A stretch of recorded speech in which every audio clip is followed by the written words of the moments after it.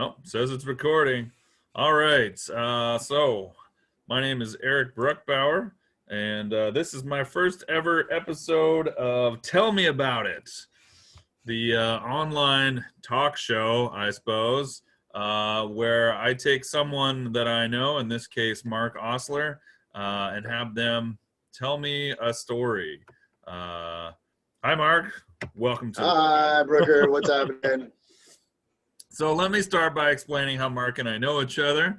Mark and I are bandmates. We're both in the band Warning Danger. Mark is the vocalist. I'm the guitar player. Yep, you can see right on Mark's shirt. That's the band. If you forget our name, it's right there, the band name. We've been kind of partners in crime for a lot of projects over the years, video projects and obviously music, and we even played some characters on a local TV show. But that's a whole other story. So and during our time with Warning Danger, we've done many tours, of course. And one of the things that I really enjoy about touring is that you can play your favorite albums to a captive audience. It's something I like about that. But the other thing that's cool is it really gives you a chance to kind of have some conversations with your bandmates that you wouldn't normally really have, just really in our busy lives, like wouldn't have time for. And on one such occasion, Mark was telling me some stories about some paranormal experiences that he had, and we were really captivated by his stories. And so once I got the idea to do this show, of course, the first person I thought to talk to was Mark about some of these experiences he had. So with that, can you share with us, Mark, some of what you shared with us when we were on tour about some of these unusual things that you've experienced in the past? Yeah, sure. But first, I want to state that, I'm not a nut. I'm not a weirdo. I'm not into UFOs. I'm not into ghosts and ghost hunting and stuff like that. But I have had some really weird shit happen to me. Yeah, you saw some weird stuff you can't explain. Exactly. I don't know. It's just kind of, believe it or not, here's what happened to me. Make your own choice. Make your own presumptions. Right. Yeah. So, in terms of the supernatural, I can think of three very weird things that happened to me. And I guess I'll start the first story I'll start with was when crop circles appeared in the field outside my bedroom window when I was in the 5th grade. Yeah, that's a good one. Yeah. So, just a little backstory. When I was in 5th grade, my dad was in the military and we moved to Germany, and I lived in a town called Erlenbach. And right next to my bedroom window, like I could look outside, was a wheat field. And one, I'm going to say winter night, because I think it was cold the next day when I went out and explored and checked this out. I was laying in my bed, and all of a sudden I heard this really weird sound. And What did it sound it sounded like a giant zipper, like zip. like? And it was like a really weird sound, and I was just about to fall asleep and I heard it and I freaked out. So And it's I not a ran. sound that would occur naturally. No, no. Unless there's a giant with a giant zipper outside, it would not occur naturally. So I ran out into the living room where my mom and dad were watching TV. They hadn't gone to bed yet, so I'm gonna guess this is between the hours like 9 and 10. And I was like, "Did you guys hear that big weird zipper sound?" They were like, "What? What are you talking about?" I was like, "There's a big weird zipper right outside my window." And they're like, "Yeah, go to bed." So I went to bed, and the next morning, when I walked outside and caught the school bus, I remember, like, from the elevated view of my school bus, I could look down across this field. and there were bona fide crop circles in this wheat field. Dang. Like Mm, pretty large? Like how big were they? yes, very large. There was one outside my room that I would say, I don't know, I could lay down in and still have a little bit of room. I'm gonna guess it was probably like 6 to 8 feet in, like, what is that, diameter? That From sure, circumference, I don't know, one of those. I forget. But then there were a bunch of other like ones like way out into the field. So It how was many just distinct like circles or whatever were there? if I were to guess, if I close my eyes and I look into my own mind's eye, I'm gonna say at least a dozen, maybe 15, maybe 20. And there were like larger ones in the center, and it kind of like went in like a cone fashion with like dots around it. Did anyone else see it? Did you like show it to your parents or something? My brother and I went out there and messed around and looked at them and stuff, and you know, I don't remember talking to my parents about it. I remember it was something that has always stuck with me, and I even like in my formative teenage years I went and researched a bunch of stuff about crop circles. Yeah. And so people people claim to be behind them, right? People claim that in the middle of the night they go out into the fields and they create their own crop circles. But when people make crop circles, they bend down the wheat and they snap the wheat down and it doesn't grow back up. But the crop circles that were outside my window as a kid, I remember them slowly starting to come back up, so the crops weren't even damaged. Hmm. Weird. What that says about these crop circles, I don't know, but I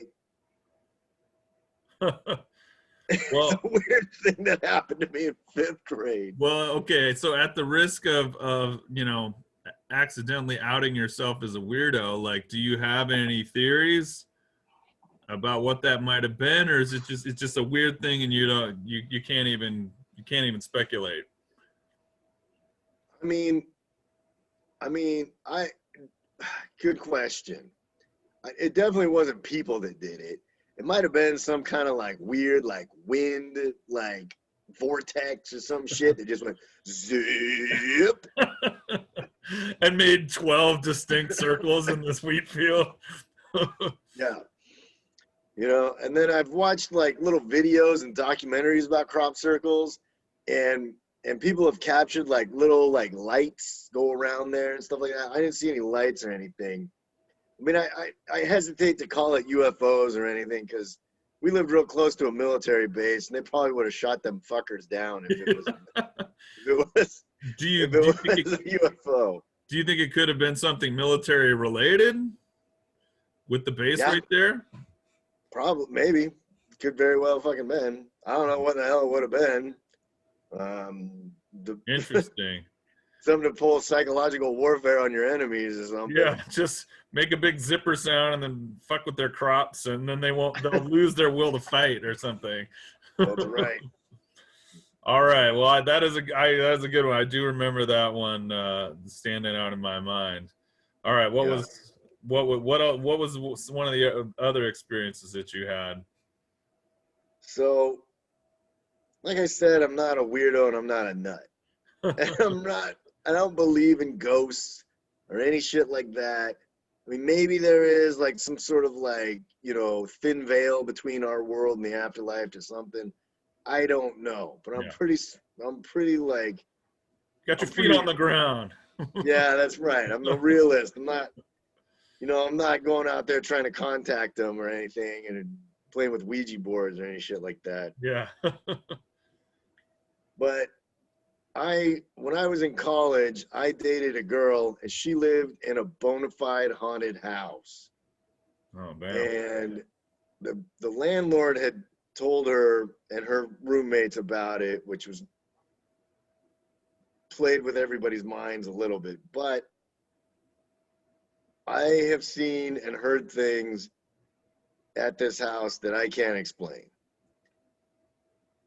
Like one morning, we were laying in bed and we're just kind of starting the day, and we heard this weird knocking sound. And it sounded like a knock from like the other side of, I don't know what, the other side of the world or something. So it was It was loud. It was a big knock. it was loud and it was like dong, dong, dong. Like somebody trying to bang on the doors of hell trying to get out or something, you Was that know? about the cadence of it? Like, or was it like, No, it was like dong, dong, dong. And then it repeated itself and it felt like it was like right above us, you know, we were sleeping on a little futon or Now, something. was this? Did she live in like a standalone house, or were there like other apartment complexes that other people could have been in?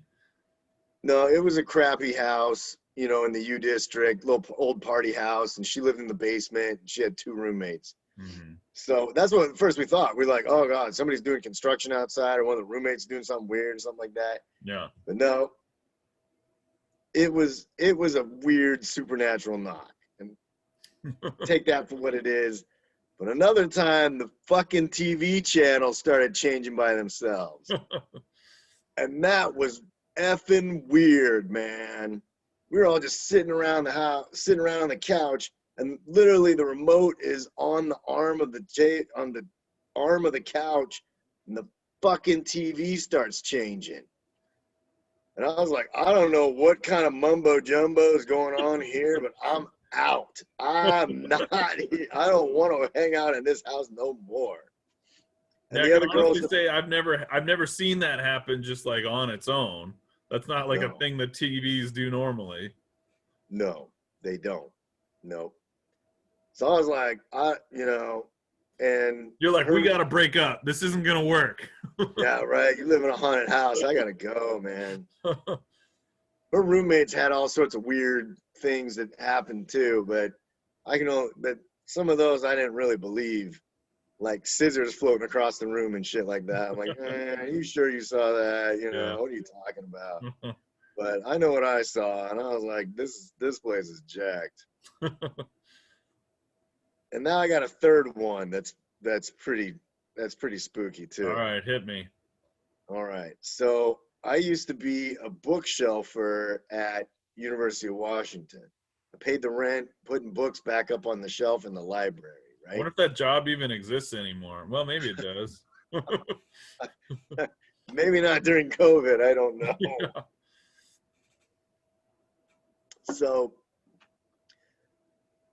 all the librarians and the bookshelfers and all them people, everybody talked about this one spot of the library that's haunted, right?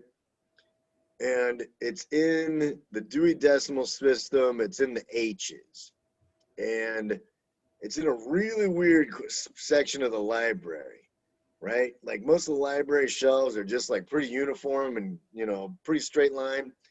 Not this part. This part goes out and it becomes like this weird like cone, Hmm. right? Kind of like an angle area. It's a bizarre part of the library. Hmm. Yeah, and the books that are shelved there are all about World War II. And Okay. specifically, the books that are shelved there are for academic purposes about the losers of World War II, right? We all know who lost World War II. We don't need to say it out Yeah. loud. Okay. So the legend is that there's a ghost there, right? That haunts the World War II books in the library. And this ghost is a woman and she's there to protect the knowledge and to keep the knowledge away from people who shouldn't. I don't know what the fuck ever. She doesn't want It's people to know about how they lost the war or something, right? yeah, she's just kind of like, I don't know, protecting it or something. She's like, curator of this part. They say there's a ghost that haunts that section, right? Uh-huh. So there I am all by myself, shelving books close to the losers of the World War II section, right? Mhm. All of a sudden, I look down the aisle, and out appears a woman. And she's got this amazing black hair, and it's not an afro, but it sticks straight out, right? Uh-huh. And she's wearing this like gray and like different shades of gray, like dress, like trench coat thing. Oh. And the way she came out of the aisle of the books, spooky. It was freaking weird. It looked like she was floating or something. Yeah. And I got the fuck out of there, man. I was like, I don't care if that's a ghost or a real fucking person, whoever it is that's looking at me right now, I'm done. Later. So it could have been a ghost, or it could have been like a creepy lady. Yes, it could have been. It might have been a ghost. It might have been a real creepy lady with fucked up hair and weird fashion sense. It really could have been. Maybe it was. Yeah. But I didn't stick around to find out. I wasn't like, hi, are you a ghost? What's your name? Is it Boo-Goo? Oh man. I wonder But if I close my eyes, like I said, if I close my eyes, I can see this figure just like come out of the World War II books and just kind of float there and look at me. And I was like, peace and fuck you, I'm out. I went back down to where our little break room was and chilled and said, I'm not going back up there today. No. did it seem like she came like from like a walkway, or she like emerged from somewhere else? Like, so there's a long aisle and I was looking down the aisle, and then through the aisle are like big racks, big rows of books. So she came out of one of the subsidiary aisles and looked right at me. I was like, not today, Satan. Not today.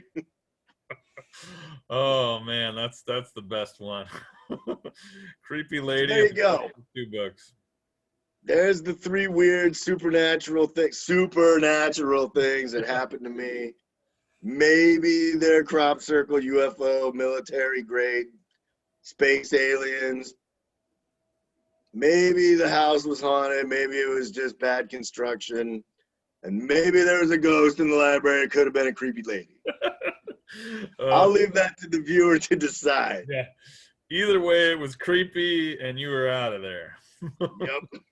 On all 3 occasions. I'm not sticking around to find out more. You're not sticking around to get your brains like sucked out of your nose or something. That's right. Nope. So, yeah. so I gotta ask, and once again, I don't want them to, to make you have to divulge it. You may have crazy beliefs or anything. Sounds like you don't. I think I pretty much know how you're going to answer this one. But did any of these experiences kind of like alter your perception or like change your mind about the nature of things or make you see things a little differently? Did any of this make you kind of go, maybe there is something weird going on out there? I mean, it sounds like you might have your suspicions, but I don't know. Did these experiences kind of like change your perspective on things at all? Yes. Can yes. you elaborate?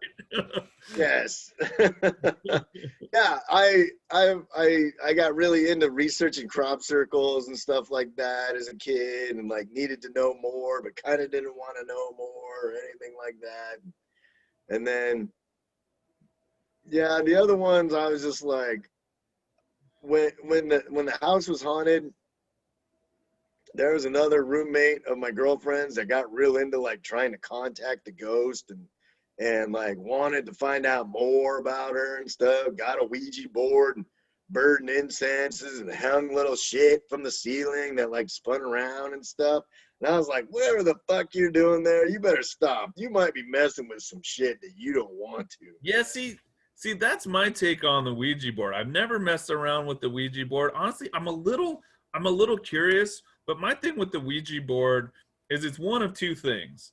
It's either total bullshit, and then what's the point? Or it's real, and you probably shouldn't be fucking around with it. Perfect. Did I just nail true. how you feel about Ouija boards? That is exactly how I feel about Ouija boards. Yes. I saw one of those little Ouija board things go shooting off a Ouija board once. And I was like, no, no, no, Yeah. no. This does not end well. Yeah. I No. had some friends tell me some pretty creepy stories of things that happened while they were messing around with Ouija boards, and I was like, yeah, I don't think I want to go there. Mm, yeah.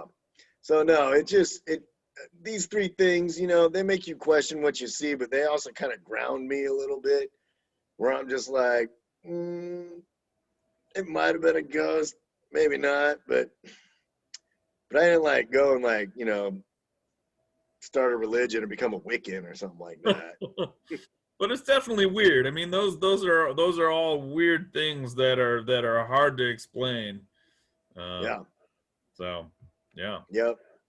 And they make for good stories out on tour. Hell yeah, we were all hanging on your every word when you were sharing those stories while we were Mm, sitting there waiting to get to the next town. yeah. All right, Mark. Well, thank you for sharing these stories today.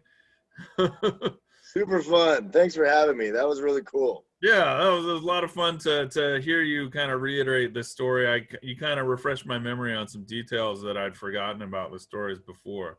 So Mm, thank you for sharing. It's good to hear these stories, and it's good to kind of learn a little more details about weird and strange experiences that people you may know in your own life have come across. Everybody's got a story to tell. I really firmly believe that.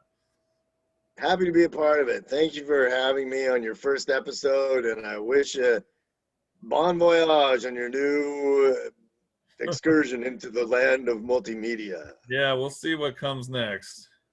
Awesome. All right. Thanks a lot, Mark. You rule, Brooker. You too, buddy.